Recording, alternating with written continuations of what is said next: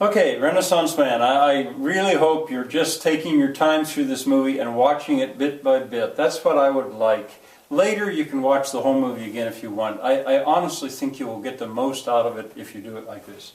In what you viewed yesterday, now so much, I don't really have to say anything. Rago on the Victory Tower, he got credit in that movie, Danny DeVito, for doing that stunt himself. You know, that's fun, one of the most memorable scenes, no doubt. I don't have to say too much about that. You could notice by now that Lou Cass, the sergeant, has given him the nickname Shakespeare. They call him Shakespeare now. Well, after that, before that, actually, I wonder if you noticed this. At a certain point when he was teaching about Hamlet, and the class was over, and Hobbs and Myers exit the classroom. Well, the camera work there is done in such a way that I can't remember which is which. On the blackboard, you've got Hamlet and Ophelia written. Well, then the camera goes and you see Hobbs and Myers. This is Miranda, the girl. Well, Miranda leaves, Rago turns and erases Ophelia, and then he turns and speaks to Hobbs, and that's where he thinks that Hobbs is pretty smart.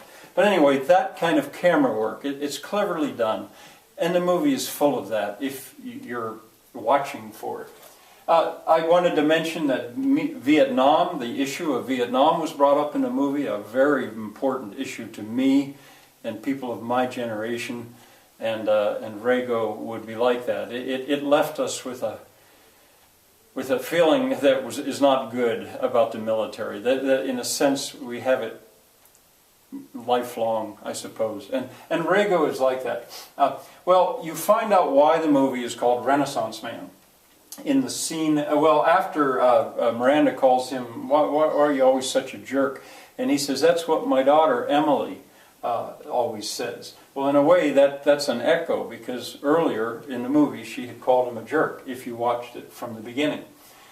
Well, when he asks Leroy, did you ever hear of Leon Battista Alberti? And he says, yeah, didn't he play for the 49ers? Well, the 49ers is an American football team. And he says, no, he played for the 1400s. He was a Renaissance man. He lived in the in the 15th century, the 1400s. There is that same literary device that I mentioned before, so cleverly put in there. Well, there's a whole host of things to see, but I can just hope that if you watch it with your eyes open and thinking, you'll catch a lot of this. Now, what I want you to look at now, you're going to have a surprise. The movie's going to go a place that you did not expect, and you will follow that. You'll understand all of that. But I do want to point out this word epiphany. I teach it to my students, or I taught it to my students. I would say, does anyone know what an epiphany is? And it's a sudden realization of a truth. You suddenly see something and understand it. Well, Rago has an epiphany. It's not the climax of the movie, but for him, in a sense, it is. He has an epiphany, and you can pinpoint it. It's when he tears up his ad campaign proposal.